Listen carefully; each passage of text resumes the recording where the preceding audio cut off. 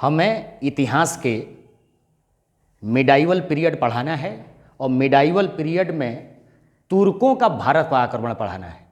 क्या पढ़ाना है? मिडाइवल पीरियड में तुर्कों का भारत पर आक्रमण पढ़ाना है। हमें सबसे पहले ये देखना है कि तुर्क जो आक्रमण किए थे वो रहने वाले कहाँ के थे और संबंधित किससे थे। तुर्क जो थे ये बगदाद में एक खलीफा थे अब्बासी। ये अब्बासी खलीफा के यहाँ अंगरक्षक का काम करते थे या सलाहकार का काम करते थे। अंगरक्षक का कार्य करते थे या सलाहकार का काम करते थे। तो ए बेटा वो क्या कर रहा है? सुन ना भाई, गलत है ना ये।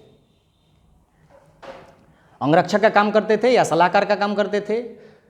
जब अब्बासी खलीफाओं के रुतबा में कमी आने लगी थी तब ये तुर्कमेनिस्तान के तुर्की लोग जो थे ये अपने अपने राज्य में स्वतंत्र होने लगे थे। इसी में एक थोड़ा सा विख्यात तुर्क था, उसका नाम था अलप्तगीन। अलप्तगीन गजनी में एक गजनी देश बना लिया और यहाँ पे उसने क्या किया, एक साम्राज्य की स्थापना की। और इस साम्राज्य की स्थापना करने में इसके जो वंशज थे, अलप्तगीन थे, इसहाक थे, बलप्तगीन था और पिराई था। इस पिराई का एक पुत्र था जिसका नाम था सुबुक्तगीन।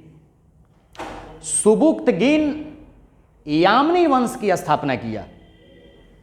अलप्तगीन गजनी वंश का स्थापना किया था गजनी में, परंतु जैसे ही गजनी में सुबुक्तगीन का साम्राज्य आता है और वो कौन सा बन जाता है? वो यामनी वंश का बन जाता है। यामनी वंश के जब सुबुक्तगीन मरता है 997 ईस्वी में, जब सुबुक्तगीन मरता है तो उसके बाद वो अपने छोटा पुत्र को राजा बनाता है। किसको बनाता है? छोटा पुत्र जिसका नाम है इस्माइल। और इससे उसका बड़ा पुत्र मोहम्मद गजनबी बड़ा ही दुखी होता है और मोहम्मद गजनबी इस्माइल को मार देता है। इस्माइल को 6 महीने तक ये राज करता है। इस्माइल को मारने के पश्चात ये क्या करता है? अपना राजतंत्र स्थापित करता है। कहाँ पे? गजनी में। गजनी में यामनी वंश से स्थापित करता है। यामनी वंश जैसे ही स्थापित करता है तो ये सबसे पहले पूर्वी ईरान के सिस्तान नामक जगह है, वहाँ पे आक्रमण करता है। सिस्तान नामक जगह पे आक्रमण करता है। और सिस्तान में एक राजा है जिसका नाम है खल्फ बिन अहमद, इसको हराता है। खल्फ बिन अहमद को जब हराता है तो अब्बासी खलीफा इसको एक उपाधि देते हैं। इस उपाधि का नाम है सुल्तान ए जहां। अब्बासी खलीफा 3 उपाधियां देता है।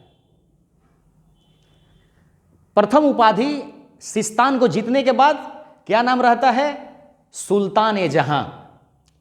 उसके बाद एक खुरासान को जीतता है, फिर बल्ख को जीतता है और गजनी राज केंद्र बनाकर, गजनी राज का केंद्र बनाकर खुरासान बल्ख को जब जीतता है तो अब्बासी खलीफा अब्दुल कादिर बाकी बिल्ला घबरा जाता है कि हो सकता है खलीफा यहीं बन जाए, पूरे साम्राज्य के मुसलमानों का खलीफा यहीं बन जाएगा और हमारा ओहदा कम हो जाएगा। इसलिए वो अपने एक एलची भेजता है मोहम्मद गजनबी के पास। एलची मतलब अपना एक नुमाइंदा भेजता है और वहाँ जाकर कहलवाता है कि सर्वप्रथम जाकर वहाँ पे 2 उपाधि दो। एक का नाम है यामिन उद दौला और दूसरा उपाधि का नाम है यामिन उद मिल्लत। यामिन उद दौला जो उपाधि है, दौला का फारसी भाषा में दौला का मतलब होता है दाहिना हाथ और मिल्लत का मतलब होता है संरक्षक। फारसी भाषा में मिल्लत का मतलब होता है संरक्षक और दौला का मतलब होता है दाहिना हाथ। तो ये 2 उपाधियां देता है, यामिन उद दौला, यामिन उद मिल्लत, यानी कि मुस्लिम साम्राज्य का दाहिना हाथ और मुस्लिम साम्राज्य का संरक्षक। इससे मोहम्मद गजनबी खुश हो जाता है और वो अपना आक्रमण पश्चिम क्षेत्र पर न कर बगदाद पर न करके, उज्बेकिस्तान न करके, तुर्कमेनिस्तान न करके, कजाकिस्तान न करके वो भारत पर कसम खाता है कि भारत पर हम आक्रमण करेंगे। और भारत पर वो आक्रमण करने के पीछे वो 17 बार आक्रमण करता है। कितना बार आक्रमण करता है? 17 बार। और यह बात जो बोला है एलियट महोदय ने बोला है कि भारत पर मोहम्मद गजनबी ने 17 बार आक्रमण किया था। क्लियर? 17 बार आक्रमण किया था। और यहाँ से हमें मोहम्मद गजनबी के परिचय को समझने का प्रयास करते हैं। किसी भी साम्राज्य का अगर हम किसी भी साम्राज्य को पढ़ने का प्रयास करें तो सर्वप्रथम हमें उसका परिचय पढ़ना पड़ेगा। क्या पढ़ना पड़ेगा बेटा? परिचय। फिर उपाधि पढ़ना पड़ेगा बेटा, उपाधि। उसके बाद हमको पढ़ना पड़ेगा उपाधि के बाद उद्देश्य, उद्देश्य पढ़ना पड़ेगा। फिर बेटा उद्देश्य के बाद संरक्षणकर्ता पढ़ना पड़ेगा, संरक्षणकर्ता पढ़ना पड़ेगा बेटा। फिर हमें इसका आक्रमण पढ़ना पड़ेगा, आक्रमण पढ़ना पड़ेगा। उसके बाद इसका निर्माण कार्य पढ़ना पड़ेगा बेटा। क्या पढ़ना पड़ेगा? निर्माण कार्य। तत्पश्चात इसकी मृत्यु होगी। ठीक है ना? तत्पश्चात किसकी मृत्यु होगी? मोहम्मद गजनबी की मृत्यु होगी। और इसको पढ़ने के पहले सबसे पहले हमें पढ़ना है परिचय। पढ़ते हैं गजनी का परिचय। गजनी देश है, उस समय देश ही हुआ करता था। और इस पे 2 वंश राज करते थे। एक वंश का नाम था गजनी वंश, गजनी नाम गजनी ही वंश था ये। और दूसरा था यामनी वंश। क्या नाम था बेटा? दूसरा यामनी वंश था। गजनी वंश जो स्थापित किया था उसका नाम था अलप्तगीन। इसमें और भी राजा हुए, इसहाक हुए, फिर बलप्तगीन हुआ, तत्पश्चात पिराई हुआ। और पिराई का पुत्र जो था, पिराई और अलप्तगीन से संबंधित था सुबुक्तगीन। सुबुक्तगीन संबंधित था। सुबुक्तगीन अलप्तगीन का दामाद था। और पिराई का बेटा ये पुत्र था। ये था सुबुक्तगीन, यामनी वंश की स्थापना किया। ये अलप्तगीन था, गजनी वंश का स्थापना किया।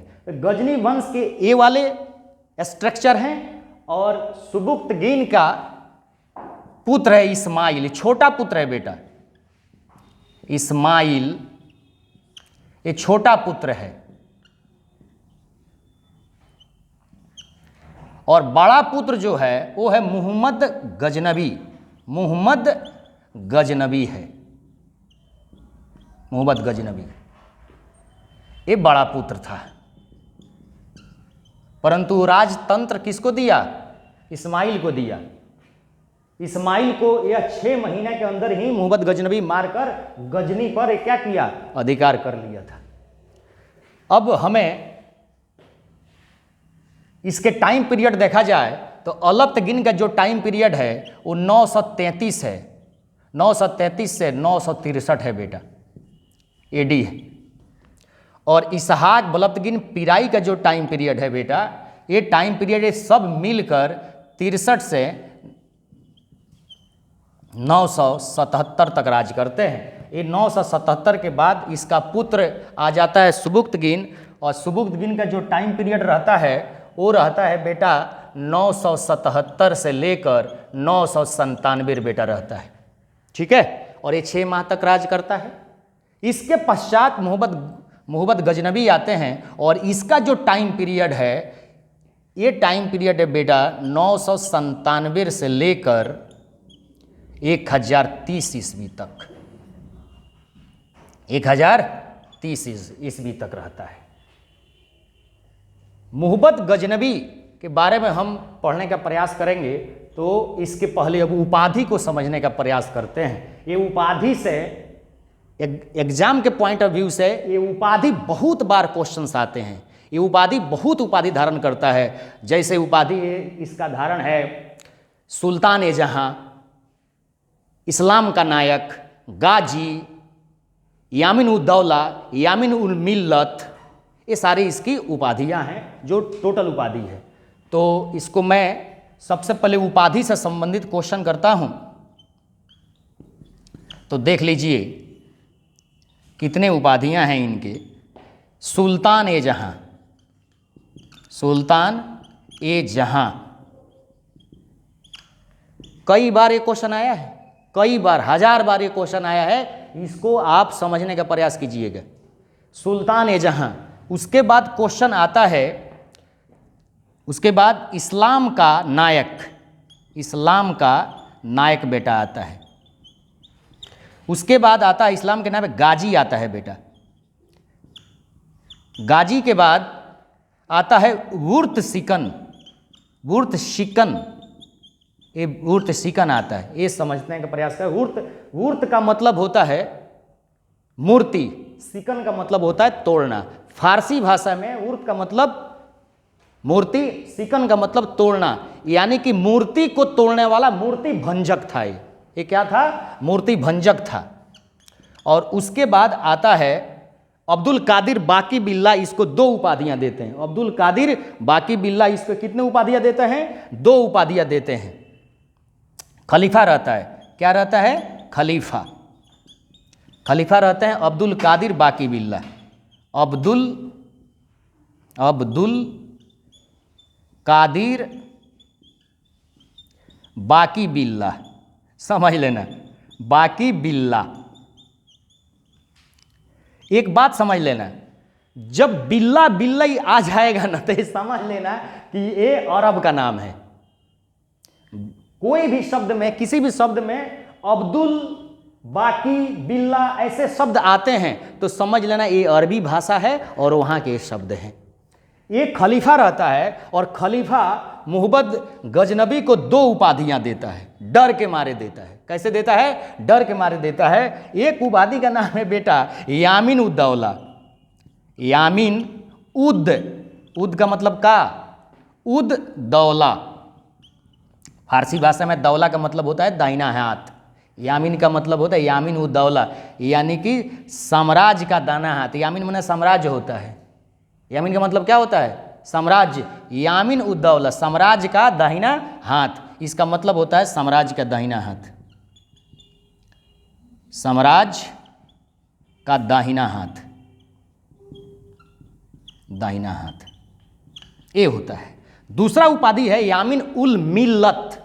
कई क्वेश्चन में मिल्लह कह दिया है, कई बुक में मिल्लह शब्द है, मिल्लह। तो मिल्लह शब्द याद नहीं करना है, हमें याद करना है मिल्लत, यामीन उल मिल्लत, यामीन उल मिल्लत। यानी मिल्लत का मतलब होता है संरक्षक, साम्राज्य का संरक्षक। ये क्या होता है बेटा? यामीन उल मिल्लत, यानी कि साम्राज्य का संरक्षक, साम्राज्य का संरक्षक, साम्राज्य का संरक्षक। ये देखो, एक खलीफा क्यों डर जाता है मोहम्मद गजनबी से, इसको पहले समझने का प्रयास करते हैं। ये क्यों डर जाता है, इसको समझने का प्रयास करते हैं। कैसे डरता है? तो यहाँ देखो, एक फिगर में है कि एक ईरान में एक जगह है, पूर्वी ईरान में एक जगह है सिस्तान, सिस्तान। पूर्वी ईरान में कौन सा जगह है? सिस्तान। ये सिस्तान के एक राजा रहता है, उसका नाम रहता है बेटा खल्फ बिन अहमद।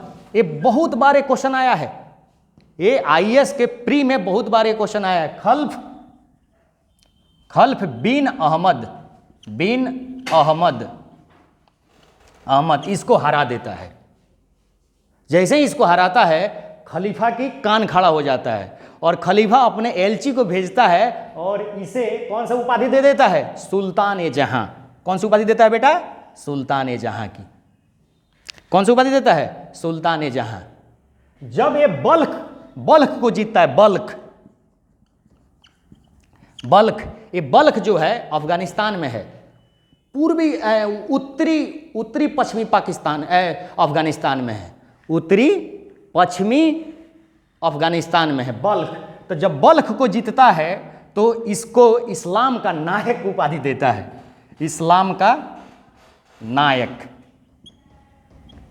देखें, मोहम्मद गजनबी खलीफा को उंगली पर नचाता था। किस पर नचाता था? उंगली पर नचाता। खलीफा को कहाँ नचाता था बेटा? उंगली पर नचाता। देखो कैसे उपाधियाँ मिल रही है। गाजी की तो गाजी का उपाधि अलग है, वो बाद में सीखा जाएगा। ये मूर्ति भंजक के रूप में भी है। मूर्ति भंजक के भारत में जितना भी आक्रमण करता है लगभग मूर्तियों को बड़ा तोड़ता है। जैसे ये हिमाचल प्रदेश में एक नगर कोट है, उस पर आक्रमण करता है, वहाँ के ज्वाला देवी मंदिर को तोड़ता है। उसके बाद ये थानेश्वर पर आक्रमण करता है, थानेश्वर के चक्र स्वामी मंदिर को तोड़ता है, वहाँ के आदम कद प्रतिमाओं को अपने गजनी के रंग भूमि में रखवाता है। उसके बाद सोमनाथ मंदिर को आप जानते ही कैसे तोड़ा था। तो जब ये बल्ख को जीतता है तो इस्लाम का नायक उपाधि देता है। सिस्तान को जीतता है, पूर्वी ईरान में है सिस्तान, तो खल्फ बिन अहमद को जीतता है तो इसे कौन सी उपाधि मिलता है? सुल्तान ए जहां की उपाधि।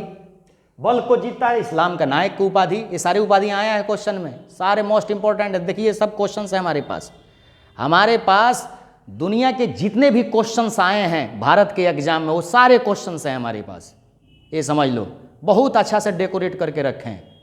और हमारे किसी भी टॉपिक को पढ़ाने का मतलब ये मत समझ लेना कि दिल्ली पुलिस का क्वेश्चन लगेगा और आईएएस का क्वेश्चन नहीं लगेगा, ऐसा मत समझ लेना। सबसे लोएस्ट एग्जाम होता है दिल्ली पुलिस, हम तो दिल्ली पुलिस को एग्जाम मानते ही नहीं हैं। और सबसे हाईएस्ट एग्जाम जो हो गया वो आईएएस का हो गया यूपीएससी के अंतर्गत। तो हमें हमारे टॉपिक पढ़ाने का मतलब है कि आईएएस से लेकर नीचे तक सारे क्वेश्चन मक्खन की तरह लगेंगे बेटा, साफ मक्खन। अगर मक्खन ना लगे तो फिर बता देना। ये देखो, तो इस्लाम का नायक हो गए। जब ये खुरासान को जीतता है, मध्य ईरान, जब ये खुरासान को जीतता है बेटा, बिल्कुल सही बोल रहे हैं, खुरासान को जीतता है, तब पूरी तरह से ये बाकी बिल्लाह जो है, खलीफा अब्दुल कादिर बाकी बिल्लाह, ये पूरी तरह से सुनिश्चित कर लेता है कि भैया या तो इसको मारवा दो या तो इसको पूरी तरह से संतुष्ट कर दो। ये केवल आक्रमण जो कर रहा है, ये केवल आक्रमण कर रहा है पश्चिमी भारत पर। कहाँ पे आक्रमण कर रहा है? पश्चिमी भारत पर। तो तब जाकर ये अपने फिर एक एलची को भेजता है और इसे 2 उपाधियाँ देता है। कौन सा उपाधि देता है? 2 उपाधि देता है। एक उपाधि का नाम है यामीन उल दौला या उद दौला, उल दौला या उद दौला जो भी है। और दूसरा उपाधि का नाम मतलब है यामीन उल मिल्लत या उद मिल्लत या मिल्लह जो भी है, मिल्लह कह लीजिए, मिल्लत कह लीजिए। अधिकतर मिल्लत ही क्वेश्चन आता है, मिल्लह नहीं आता है। बात समझ में आ गया? तो हम अभी वहाँ पे बताए हैं यामीन उल दौला का मतलब क्या होता है, यामीन उल मिल्लह का मतलब क्या होता है। ये बात समझ में आई? ये था इसकी टोटल उपाधि। अब इसके बाद कोई उपाधि मोहम्मद गजनबी को नहीं मिलता है। अब ये जब एएलची आता है तो इससे कसम खिलाता है। किससे? कि भैया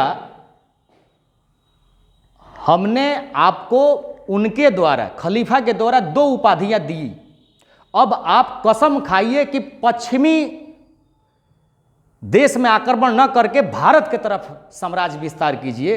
भारत में अकूत धन संपदा है, वहाँ के मूर्ति इतनी विख्यात है जिसकी हदो हिसाब नहीं है। आज भी भारत में देखा जाए तो शिरडी बाबा के कितने मंदिर में अकूत धन है जिसकी कोई तुलना नहीं की जा सकती। बालाजी मंदिर देख लीजिए, है दक्षिण भारत में कई मंदिर है जिसमें संपत्ति की भैया आप कैलकुलेट ही नहीं कर सकते कि संपत्ति कितना है। बात समझ में आया? तो ये यामीन उल दौला, यामीन उल मिल्लत के ये सारे क्वेश्चंस, मतलब ये सारे उपाधियां आपका क्लियर हो गया। देखें पहले, अब इसका हम क्या पढ़ते हैं, इसका उद्देश्य पढ़ते हैं। क्या पढ़ते हैं? उद्देश्य देखते हैं कैसा है उद्देश्य। बेटा वो डस्टर देना। उद्देश्य पढ़ते हैं। उद्देश्य का ये, इसको मैं हटा दूं? हाँ, इसको हटाने का प्रयास मैं कर रहा हूं। इसका उद्देश्य देख लीजिए क्या है। ये बहुत इंपॉर्टेंट है, ये आपको सबको जानने की जरूरत है भाई, ये सारा जानने की जरूरत है क्योंकि ये सारे क्वेश्चंस आए हुए हैं। ये समझ लीजिए आईएएस के ऑप्शनल क्वेश्चंस ही चल रहे हैं और इसके ये सारे तैयारी चल रहा है। यहाँ देख लीजिए, हम आइए छोड़ के दूसरा पढ़ाते ही नहीं हैं। यहाँ पहले समझने का प्रयास कीजिए उद्देश्य क्या है। उद्देश्य में हम दो चार राइटर को लेते हैं। एक राइटर का नाम है उत्बी, अबू नस्र उत्बी। ये मोहम्मद गजनबी के दरबारी इतिहासकार था। क्या था बेटा? ये मोहम्मद गजनबी के दरबारी इतिहासकार था। और दूसरा लेते हैं बेटा हैवेल को, और तीसरा लेते हैं मोहम्मद जाफ़र को। और मोहम्मद जाफ़र हो गए, उत्बी हो गए, हैवेल हो गए। एक एलियट को भी लेते हैं, इलियट को। तो इलियट ने तो 17 बार आक्रमण का विवरण दिया है, 17 बार आक्रमण का विवरण दिया है। किसको? मोहम्मद गजनबी का, ठीक है। और मोहम्मद जाफ़र कहता है कि भारत में ये भारत में जो आक्रमण करता है उसका मेन मकसद है धन की लूट। धन की लूट है बेटा, धन की लूट। हैवेल कहता है, हैवेल देखो क्या कहता है। हैवेल कहता है कि बहुत अच्छा विश्लेषण किया उसके बारे में, और ये बोलने का प्रयास करता है कि अगर बगदाद में भारत की तरह धन होता तो बगदाद को भी यह लूटता। बगदाद में अगर धन होता ना तो बगदाद को भी यह लूटने का प्रयास करता, क्योंकि इनको तो अब्दुल कादिर बाकी बिल्ला को तो उंगली पे घुमा ही रहा है, तो इनको भी मरवा देता और लूट भी लेता। तो भारत में इसको बहुत अकुत संपत्ति मिलने लगी थी, इसलिए भारत पर ही आक्रमण करने का प्रयास किया, वो उधर गया नहीं। तो ये तो आपको समझ में आ ही गया। अबू नस्र उसका राजनीतिक इतिहासकार रहता है। अबू नस्र कहता है कि नहीं, एक केवल धर्म फैलाने और जिहाद के लिए भारत पर आक्रमण किया है। धर्म फैलाने और क्या चीज़ के लिए? जिहाद के लिए भारत पर आक्रमण किया है। तो ये जिहाद के लिए कहता है, जिहाद के लिए कहता है। ये है इसके राइटर के आधार पर उद्देश्य, परंतु कुछ इसके निजी उद्देश्य भी हैं, कुछ इसके निजी अन्य उद्देश्य हैं। अन्य उद्देश्य में देखो क्या है। अन्य उद्देश्य में हाथी की लूट, हाथी चाहिए इसको। कैसे चाहिए? हाथी। यश प्राप्त चाहिए, ठीक है, यश प्राप्त। और एक है धर्म प्रचार। ये अन्य उद्देश्य है। धन मिला तो मिला, नहीं मिला तो हाथी को लूट लेंगे, यश प्राप्त करेंगे, धर्म प्रचार करेंगे। ये सारे इसके उद्देश्य में थे। इसकी जो माता जो थी वो अफगानिस्तान में एक जाबलिस्तान जगह था, जाबलिस्तान के एक धनी व्यापारी की माता थी। इसलिए कभी कभी इसका एक उपाधि और है, जाबलिस्तान का सुल्तान इसे कहते हैं। क्या कहते हैं? जाबलिस्तान का सुल्तान। अब तो इसके सामान्य परिचय हो गए। अब हम आते हैं कि ये वास्तव में क्या एक लुटेरा ही था? नहीं, एक लुटेरा ही नहीं था। मुस्लिम दृष्टिकोण से अगर हम देखने का प्रयास करें, मुस्लिम दृष्टिकोण से अगर देखने का प्रयास करें बेटा जी, तो सबसे पहले देखना ये पड़ेगा कि यह कितने विद्वान को अपने दरबार में रखता है। तो बहुत से विद्वान को अपने दरबार में रखता है, तो इसका मतलब है कि मुस्लिम जगत के तरफ से मुस्लिमों के लिए बहुत ही अच्छा शासक सिद्ध हुआ, बहुत अच्छा शासक सिद्ध हुआ। कैसे? तो देखिए कितने विद्वान को मानता है और विद्वान को अपने साम्राज्य में रखने का प्रयास करता है। देख लीजिए, बहुत विद्वान को मानता है। संरक्षणकर्ता के रूप में, संरक्षणकर्ता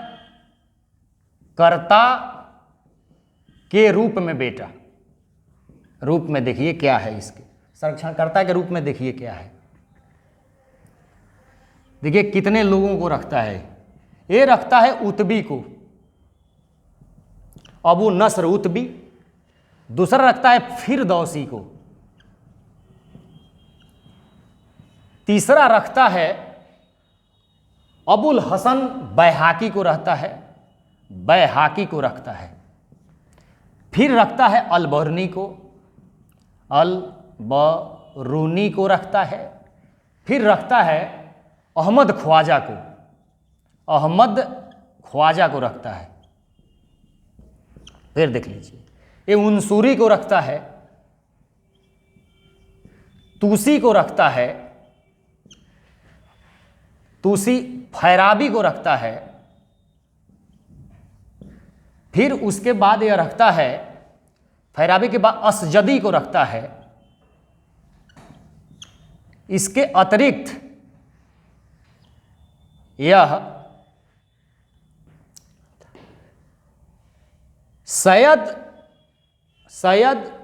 सलार महमूद गाजी को रखता है, या मसूद गाजी, सैयद सलार मसूद गाजी। इसका कबरगा, इसका मज़ार जानते हैं कहाँ पे है? बहराइच में है। और यहाँ पे मोहब्बत बिन तुगलक हमेशा यहाँ पे जाता था। बहराइच में सैयद सलार मसूद गाजी की क्या चीज़ है? मज़ार है। और यहाँ पे हमेशा मोहब्बत बिन तुगलक जो पगला शासक है वहाँ पे जाता था, जिसने अमीर को ही बनाया था बैंक। इसके बाद आते हैं तिलक और सेवंद राय, तिलक और सेवंद राय, सेवंद राय। ये बेटा क्या है? ये हिंदू सेनापति हैं। मोहब्बत गजनबी का ये क्या है? हिंदू सेनापति हैं। और ये मोहब्बत गजनबी का भगिना रहता है। क्या रहता है बेटा? मोहब्बत गजनबी का ये क्या रहता है? भगिना रहता है। और ये सेनापति, ये मुस्लिम सेनापति रहता है। क्या रहता है बेटा? मुस्लिम सेनापति रहता है, मुस्लिम सेनापति रहता है। क्लियर? देखो इधर से हम थोड़ा सा प्रयास करते हैं, इधर से, चाहे इधर से ही ले लीजिए। ये असजदी जो है ना बेटा, असजदी ये दरबारी कवि है, दरबारी कवि है बेटा, विद्वान है। फैराबी खुरासान का विद्वान है, जो खुरासान पर आक्रमण किया था तो वहाँ से इसको दास बनाकर लाया था। ये खुरासान का विद्वान है। ये क्या है बेटा? खुरासान का विद्वान है, खुरासान का विद्वान है, विद्वान है, विद्वान है। ठीक है? और तूसी जो है ना बेटा, ये तूसी खुरासान का विद्वान, कवि, और ये खुरासान का विद्वान भी है और दार्शनिक भी है। क्या है बेटा? दार्शनिक भी है। और तूसी जो है ये भी खुरासान का ही विद्वान था, लगभग इसको विद्वान ही लिख दीजिए। उनसूरी जो है भले किताब तो नहीं लिखा, परंतु ये इतना बड़ा विद्वान था, राजनीतिक सलाहकार था कि ये कई बार उनसूरी इतना अच्छा बात बोल देता था दरबार में कि मोहब्बत गजनबी ने इसे 3 बार इसके मुंह में हीरा जवाहरात पाना मूंगा डाल दिया था कि तुम्हारा दिमाग इतना अच्छा है, तुम इतने शब्द अच्छा बोलते हो, इसका तुम उपहार लो। क्या लो बेटा? इसका उपहार लो। तो ये उस प्रकार का विद्वान था। अहमद ख्वाजा जो था ना बेटा, ये वजीर था। क्या था? वजीर था। बात समझ में आ गया? जब मोहब्बत गजनबी भारत पर आक्रमण करता था तो मोहब्बत गजनबी के भारत पर आक्रमण करने का एक टाइम पीरियड भी है। वो भारत में केवल ठंडी के समय में, शीतकालीन में वो आक्रमण करता था। जैसे वो गजनी से सितंबर अक्टूबर में चलता था और भारत में दिसंबर जनवरी फरवरी में आक्रमण करता था और फिर मार्च अप्रैल में फिर वापस चला जाता था। ये मोहब्बत गजनबी का ये वो शीतकालीन में क्यों आक्रमण करता है? क्योंकि उधर शीत होते हैं। किधर? तो शीत में उधर जैसे तुर्कमेनिस्तान, अफगानिस्तान, ये सब मतलब ज़्यादातर पामीर का पठार है उधर। तो उधर क्या होता है कि उधर ठंडा रहता है, तो ठंडा में वो लोग लड़ाई करना जानते हैं, और भारत के लोग ठंडा में घर में रहना सीखा था। ये भी एक कारण, ये लड़ाई का मतलब हारने का ये भी एक कारण रहा है भारत में भारतीय राजाओं को। तो कभी कभी ये जब भी आता था, वजीर किसको बना देता था? वजीर किसको बना देता था जब भी आता था? तो वजीर मोहम्मद ख्वाजा को बनाता था और स्वयं भारत पर आक्रमण करता था। एक बार की बात है कि इसको बंदी भी बना लिया था। ये कभी कभी क्वेश्चन आता है कि मोहब्बत गजनबी ने अपने किस वजीर को बंदी बनाया था? तो वो अहमद ख्वाजा को बंदी बनाया था बेटा। ये समझने का प्रयास कीजिएगा। अलबर्नी के बारे में तो सारी दुनिया जानती है। अलबर्नी, इसकी एक बहुत अच्छी कहानी है, बाद में बताएंगे हम, इसके लिए अलग से एक वीडियो बनाया जाएगा कि भारत में ये किस प्रकार आता है और किसके साथ आता है, क्यों आता है और कितने इसके बुक्स हैं और क्या चीज़ का ये ओरिजिनल, क्या मुस्लिम संप्रदाय को ओरिजिनल रूप से मानता है या संकीर्ण मन से मानता है। इस पे भी एक विश्लेषण होगा और तत्पश्चात देखा जाएगा कि अलबर्नी निष्पक्ष है या क्या है। अलबर्नी की एक किताब है जिसका नाम है तहकीकात हिंद। तहकीकात हिंद। ये पहले अलबर्नी इस किताब का नाम पहले किताबुल हिंद रखना चाहता था, परंतु मोहब्बत गजनबी ने इसे कहा कि नहीं, तुम कहाँ जा रहे हो? भारत। तो क्या चीज़ देखोगे? तो वहाँ की संस्कृति देखेंगे। और क्या देखोगे? धर्म देखेंगे। और क्या देखोगे? खान पान देखेंगे। ये सारी चीज़, राजनीतिक व्यवस्था के बारे में कुछ नहीं लिखा, लेकिन भारत के भौगोलिक, राजनीतिक, धार्मिक अवस्था के बारे में काफ़ी लिखा है। और जब इस बात को मोहब्बत गजनबी को बोला तो मोहब्बत गजनबी बोला तो इस बुक को इस प्रकार न करके इसका नाम रखो तहकीकात हिंद। कि क्या करने जा रहे हो? इंस्पेक्शन करने जा रहे हैं, तहकीकात करने जा रहे हैं। तो इसलिए इस बुक का नाम है, इसके बुक का नाम था तहकीकात हिंद। देखो इस बुक के कितने नाम हैं? तहकीकात ए हिंद। उसके बाद इसी का नाम है किताबुल हिंद। किताब उल हिंद। इसी का नाम है किताब उल रेहला। किताब उल रेहला। एक रेहला अलग है, मोरक्को का निवासी लिखेगा। बात समझ में आ गया ना? तो वो अलग बात, एक रेहला अलग है, उसको छोड़ दीजिए, वो टॉपिक नहीं है। और इसके बाद एक और, मैं इसी बुक का नाम है बेटा मीन मकाला। मीन मकाला, क्लियर? मीन मकाला भी है, ठीक है ना? तो ये है, ये मोस्ट इंपॉर्टेंट है। कई बार, करोड़ों बार ये क्वेश्चन आया है एग्जाम में, कई बार क्वेश्चन आया। एक बैहाकी है। बैहाकी जो है ना, इसको एक राइटर है जिसका नाम है लेनपूल। लेनपूल इसे पूर्व का पेप्स कहता है। क्या कहता है बेटा? पूर्व का पेप्स। पूर्व का पेप्स कहता है, या पूर्व श्री पेपीज, या पूर्व श्री पेपी कहता है। इसके दो बुक हैं। बैहाकी के कितने बुक हैं बेटा? 2 बुक हैं। एक बुक का नाम है तारीख ए सुबुक्तगीन। तारीख ए सुबुक्तगीन। क्या नाम बेटा? तारीख ए सुबुक्तगीन। देखो, और दूसरा किताब का नाम है तारीख ए मसूदी। तारीख ए मसूदी। तारीख ए मसूदी, यहां समझें। तारीख ए सुबुक्तगीन, सुबुक्तगीन के इतिहास के बारे में पता करता है। सुबुक्तगीन के इतिहास के बारे में वो क्या करता है? लिखता है। उसके बाद मसूदी का मतलब है कि मसूदी जो लिखता है वो मसूदी के लिए, मसूदी इसको कहा जाता है। ये मोहब्बत गजनबी, यानी कि मोहब्बत गजनबी का इसमें इतिहास है और इसमें सुबुक्तगीन का इतिहास है। एक चीज़ और समझने की जरूरत है कि मुस्लिम इतिहास में चित्र के बारे में, चित्र, मोहब्बत, यह समझो, मुस्लिम इतिहासकारों में जो भी बुक्स है उसका सर्वप्रथम जो बुक है, इसी बुक में चित्र के बारे में बात की गई है। चित्र के बारे में बात की गई है। चित्र के बारे में बात की गई है, इसी में की गई है चित्र के बारे में बात, या चित्र बना हुआ बुक यही प्राप्त करते हैं। ऐसे भी इस्लाम में चित्र का अलाउ नहीं है, चित्र नहीं बनना चाहिए इस्लाम में, जानते हैं आप।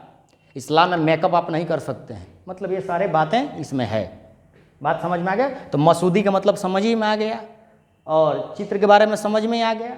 और इसके बाद फिरदौसी है, इसे पूर्व का फारस का होमर कहते हैं, फारस का होमर कहते हैं, ठीक है, फारस का होमर कहते हैं। और एक है उतबी। देखो थोड़ा फिरदौसी के बारे में, इसका एक बुक है, बहुत इम्पोर्टेंट बुक है एग्जाम के दृष्टि से, इसका नाम है शाहनामा। शाहनामा, क्या नाम है बेटा? शाहनामा नाम है, शाहनामा बहुत मोस्ट इंपॉर्टेंट है। इसकी एक कहानी है कि मोहम्मद गजनवी ने बोला कि एक ऐसा इतिहास लिखो जो सबसे मोटा हो,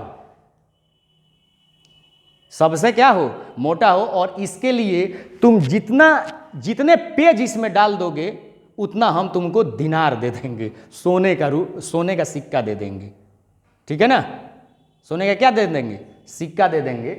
तो शाहनामा तो इसने लिख दिया, और शाहनामा लिखने के बाद इसको देना था 60,000 दिनार, परंतु एक इसमें अहमद इयाज नाम का इसका एक बहुत बड़ा मतलब कि कंपटीटर था।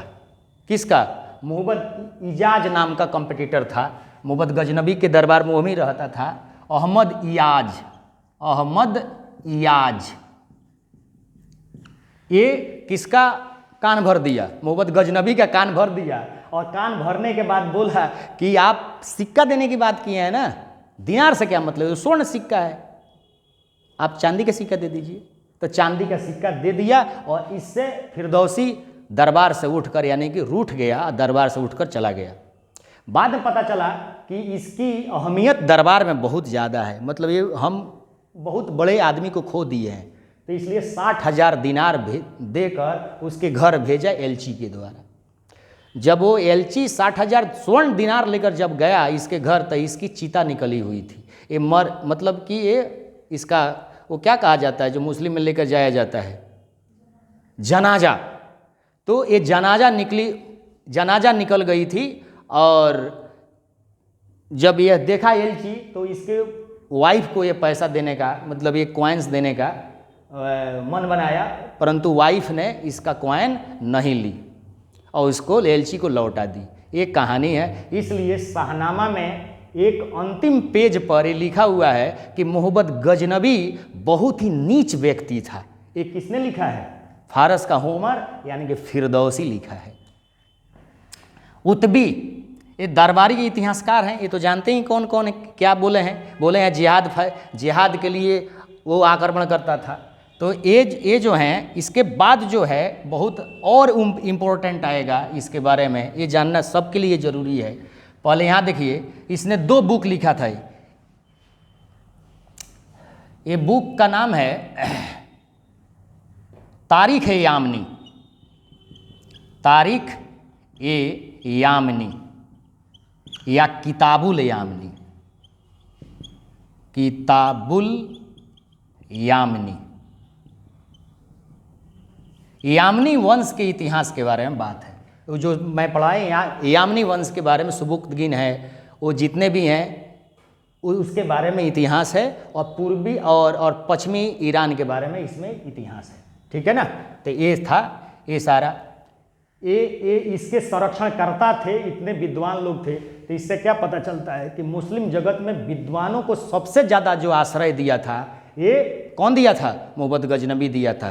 तो यानी कि मुस्लिम दृष्टि से देखा जाए तो ये मुस्लिमों के लिए बहुत ही, इसलिए इस्लाम का नायक नहीं कहते हैं, इस्लाम का नायक था। बात समझ में आ रही है ना खूब अच्छा से। पहले इसके उद्देश्य हो गए, सब कुछ हो गए, उद्देश्य हो गए, संरक्षणकर्ता हो गए, आक्रमण बाद में मैं पढ़ाऊंगा, पहले मैं निर्माणकर्ता पढ़ा देता हूँ।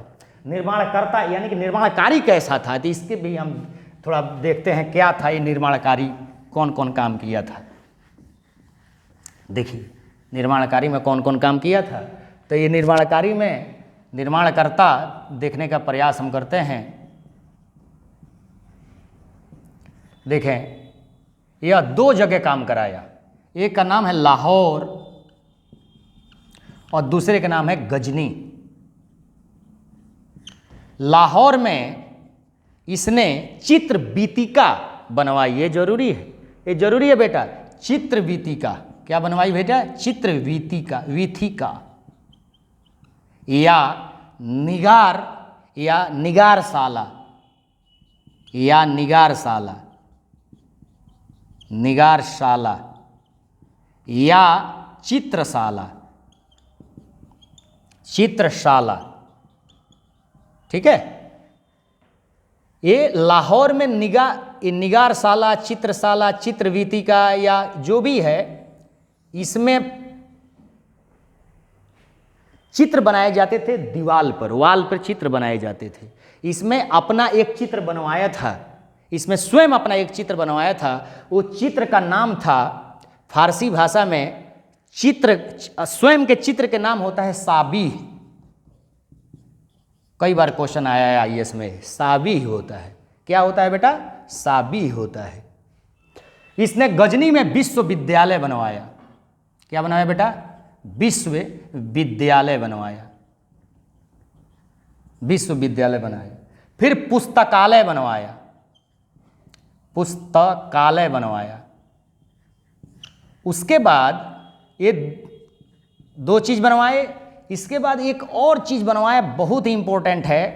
इसने मस्जिद सह मदरसा, मस्जिद सह मदरसा, मदरसा मतलब मस्जिद भी है, मदरसा भी है, पढ़ाई लिखाई भी हो रहा है, इबादत भी हो रहा है। तो इसे वहाँ के राजनीतिक इतिहासकारों ने कहा कि ये पूर्व का आश्चर्य है।